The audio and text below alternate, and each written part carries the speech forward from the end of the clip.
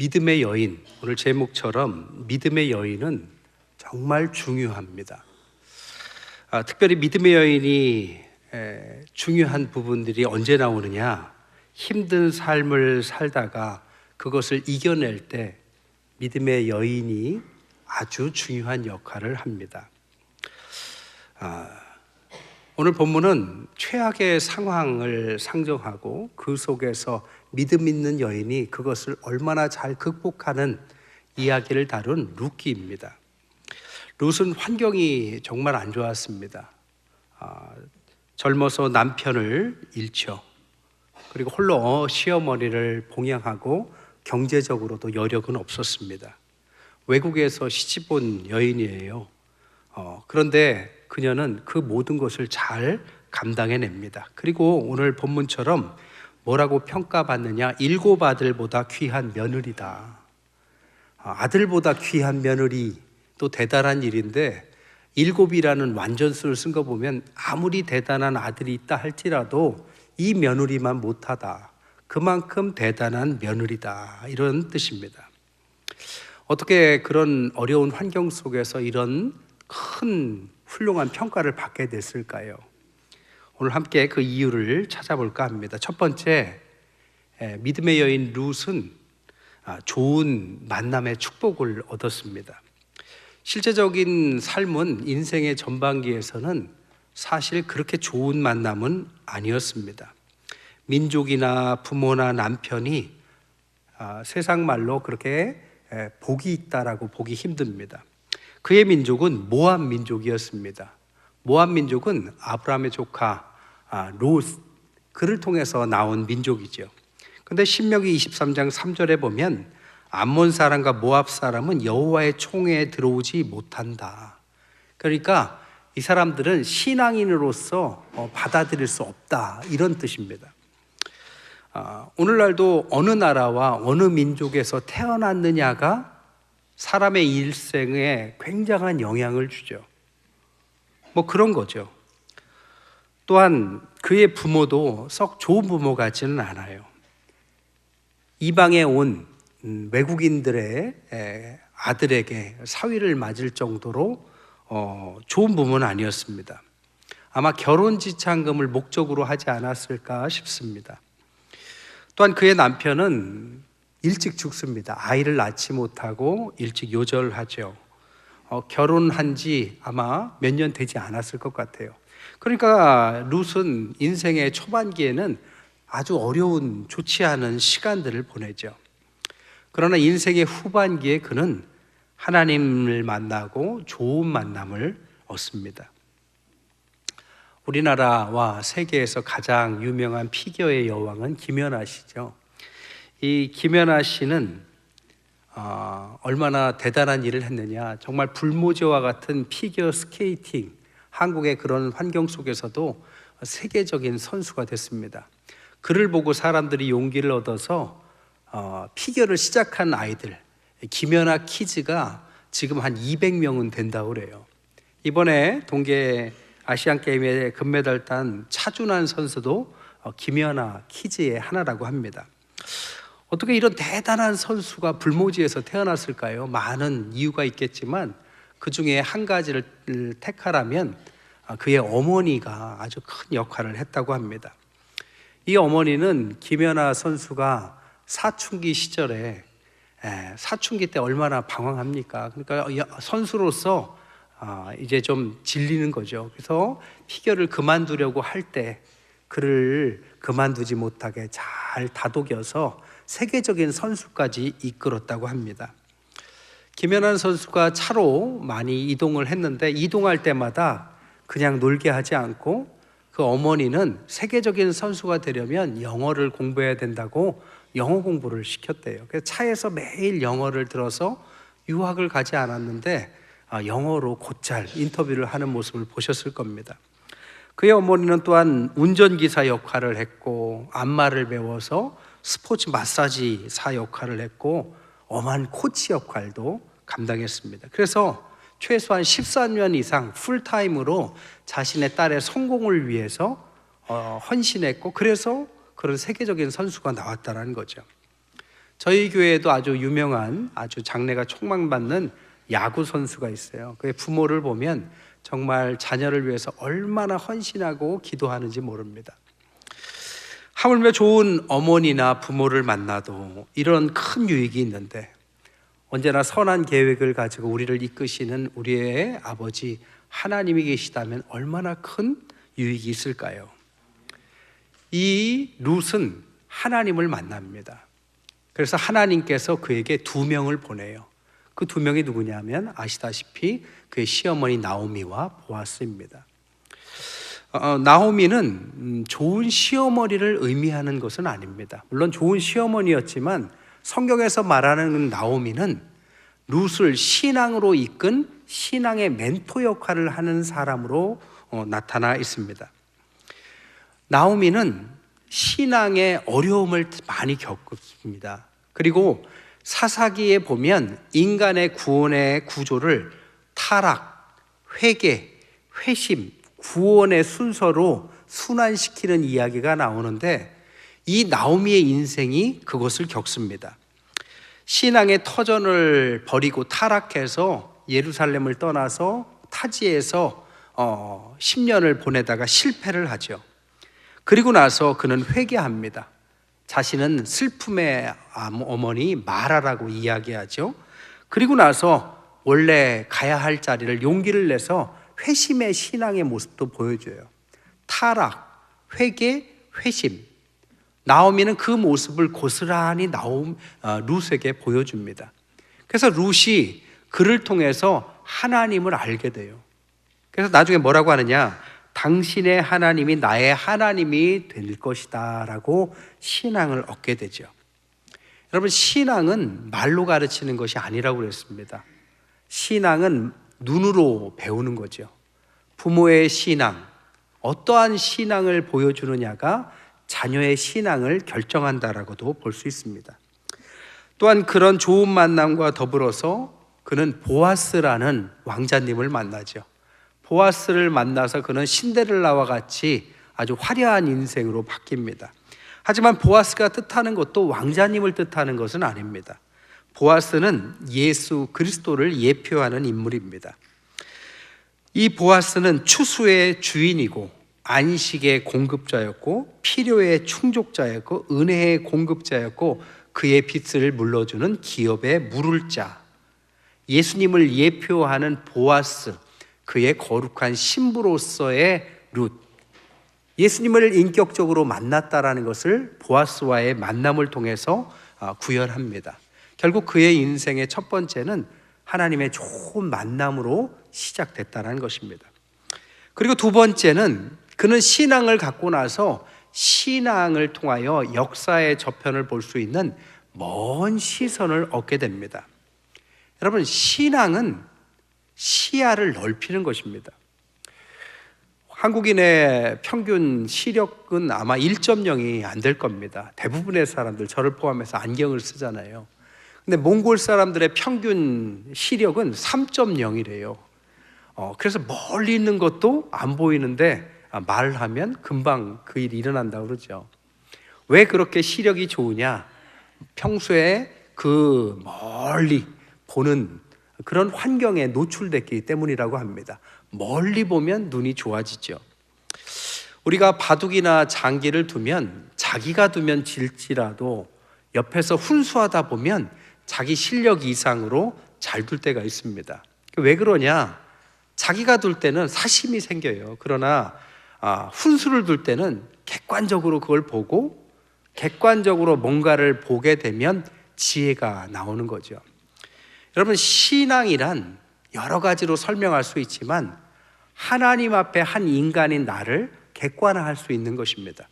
그래서 오늘만 사는 것이 아니라 하나님의 역사 가운데 내 인생을 객관적으로 바라볼 수 있는 먼 시선, 어찌 말하면 역사의 저편까지 볼 수 있는 그것이 생기게 되는 거죠. 성경의 모세를 보면 우발적으로 살인을 해서 왕궁에서 쫓겨나서 광야를 갔다라고 생각할 수도 있습니다. 그러나 히브리서에 보면 다르게 이야기해요. 히브리서 11장 24절에서 26절에 보면 믿음으로 모세는 장성하여 바로의 공주의 아들이라 칭함을 거절하고 도리어 하나님의 백성과 함께 고난받기를 잠시 죄악의 낙을 누리는 것보다 더 좋아하고 그리스도를 위하여 받는 능욕을 애굽의 모든 보화보다 더 큰 재물로 여겼으니 이는 상 주심을 바라봄이라. 그러니까 히브리서 기자는 모세가 우발적으로 나온 것이 아니라 자발적으로 나온 이유가 뭐냐? 왕궁에서 망해가는 삶을 사는 게 아니라 하나님의 약속의 저편에, 저 약속을 가지고 인생의 저편에 있는 상 주시는 하나님을 바라봤기 때문에 그런 결단이 가능했다라고 말을 한다는 것입니다. 근데 모세가 어떻게 이런 시선이 가능했을까요? 바로 믿음의 어머니 요게벳이 있었기 때문입니다. 창세기 15장 13절부터 14절에 보면 여호와께서 아브라함에게 이르시되 너는 정령이 알라. 내 자손이 이방에서 객이되어 그들을 섬기겠고 그들은 400년 동안 내 자손을 괴롭게 하나니 그 섬기는 나라를 내가 징치할지며 그 후에 내 자손이 큰 재물을 이끌고 나오리라는 예언을 그의 어머니 엘리 요게벳은 모세에게 어렸을 때부터 가르쳤습니다. 그래서 어린 모세가 왕궁에서도 하나님의 약속을 멀리 바라볼 줄 아는 시선을 갖게 됐다라는 거죠. 믿음의 여인, 믿음의 어머니의 역할이 이만큼 중요한 거죠. 오늘 본문도 마찬가지입니다. 다윗의 아비인 이새의 아비를 낳았다. 17절에 그렇게 표현되어 있는데 사실 룻이 오벳을 낳았다라고 표현할 수도 있는 것을 이렇게 복잡하게 표현해 놨습니다. 왜? 다윗을 강조하기 위해서입니다. 이 룻은 오벳을 낳았고 오벳은 이새를 낳았고 이새가 다윗을 낳게 된 거죠. 그러나 룻은 다윗을 낳을지를 몰랐습니다. 그리고 다윗이 앞으로 나올 거라는 기대조차도 없었습니다. 그러나 성경은 그가 알지 못한다 할지라도 그의 후손에서 성경의 가장 위대한 인물 중에 하나인 다윗이 나왔다라고 그의 미래를 설명해 줍니다. 여러분, 우리가 때로는 살다 보면 먼 시선이 필요합니다. 근데 먼 시선을 갖지 못하는 이유가 근시안적인 신앙을 갖는 이유가 뭐냐? 오늘만 바라보기 때문이죠. 오늘 기도하고 내일 얻기를 원합니다. 오늘 얻지 못하면 얻지 못한다고 생각하기도 해요. 보지 못하면 없다라고 생각하기도 합니다. 고난에서 벗어나지 못하면 하나님이 나를 버렸다라고도 극단적으로 생각합니다. 왜요? 근시안적인 사고를 갖고 있기 때문이죠. 그러나 성경은 오늘 다윗이 룻이 알지 못하더라도 그 다음 때를 걸려서 그 후손이 나왔다라고 말합니다. 지금 내가 기도하지만 얻지 못해도, 지금 내가 기대하지만 얻지 못해도, 지금 내가 고난 가운데 그 고난이 해결되지 않아도 하나님의 역사가 사라진 것은 아니다. 하나님의 역사는 오늘 당장도 일어날 수 있지만 때로는 내 당대를 넘어서 다음 때, 그 다음 때, 다음 때로 이어지는 하나님의 역사가 있을 수 있다라는 사실을 가르치고 있다라는 것입니다. 순교자들도 이 신앙 때문에 순교를 한 것이죠.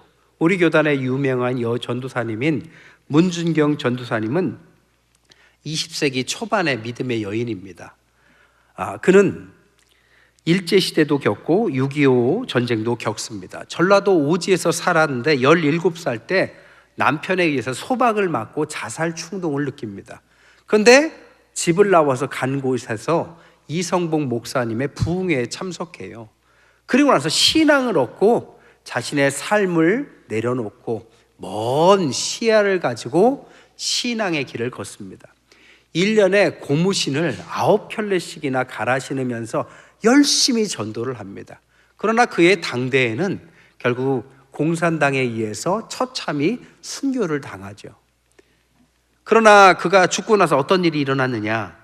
마산에 2군데, 김해에 8군데, 신안에 30군데, 증도에 10개의 교회가 생기고 거기에서부터 100여 명의 아주 유명한 목회자들, 그래서 우리 교단에 그 지역 출신의 대단히 숫자가 많은 목회자들이 나오고 이만신 목사님, 이만석 목사님, 김중곤 목사님, 정택기 목사님 등등 유명인들이 그를 통해서 배출이 됩니다. 그는 보지 못했어요. 그러나 엄청난 열매가 다음 때를 이어서 나왔다라는 거죠. 염산교회에서도 15살짜리 소녀가 순교를 당했는데 함께 순교당한 3살짜리 아이가 있었습니다. 그때 순교당한 것을 옆에서 지켜보던 분들이 그들의 이야기를 들었어요. 근데 13살, 15살짜리가 3살짜리 동생한테 뭐라고 했느냐? 걱정하지 마. 우리가 지금 죽더라도 우리는 좋은 나라로 갈 거야. 그들은 죽었습니다. 순교를 피하지 못했어요. 하지만 이 순교의 피가 오늘날 한국교회의 부흥과 발전으로 이어졌습니다. 당대에 우리가 하나님 앞에 다 얻을 수는 없을지도 몰라요. 그러나 믿음이 있다면 오늘만 살면 안 되는 것입니다. 믿음은 멀리 보는 것입니다. 먼 역사를 하나님께서 이끌고 가신다라는 믿음, 이게 우리에게 필요한 거죠. 성경은 그것을 이렇게 설명합니다. 히브리서 11장 39절에서 40절에 이 사람들이 다 믿음으로 말미암아 증거를 받았으나 약속을 받지 못하였으니 이는 하나님이 우리를 위하여 더 좋은 것을 예비하셨은즉 우리가 아니면 저희로 온전함을 이루지 못하게 하려 하심이라. 이게 무슨 말이냐? 새 번역으로 읽으면 이 사람들은 모두 믿음으로 말미암아 훌륭한 사람이라는 평판을 받았지만 약속된 것을 받지는 못했습니다. 하나님께서 우리를 위하여 더 좋은 계획을 미리 세워두셔서 우리가 없이는 그들의 완성에 이르지 못하게 하신 것입니다. 결국 그들은 죽었지만 보지 못하고 죽어도 후손인 우리를 통해서 그들의 믿음이 증명됐습니다 라는 뜻입니다. 연장해서 말하면 오늘날 우리가 기도하고 믿음의 여인들, 믿음의 신앙인들이 자녀들과 다음 세대들을 위해서 헌신하면 우리 당대의 모든 것을 바라보지 다 얻지 못한다 할지라도 3대, 4대에 가면 다윗과 같은 인물들이 나와서 우리 때를 생각하면서 그 당시에 2025년도에 활동하던 우리의 기도와 우리의 역사를 기억하고 그들의 약속은, 그들의 헌신은 잘못되지 않았다라는 것을 증명해 낼 것이다라는 말입니다. 이 먼 시선이 없다면 우리는 타락할 수밖에 없고 절망할 수밖에 없어요.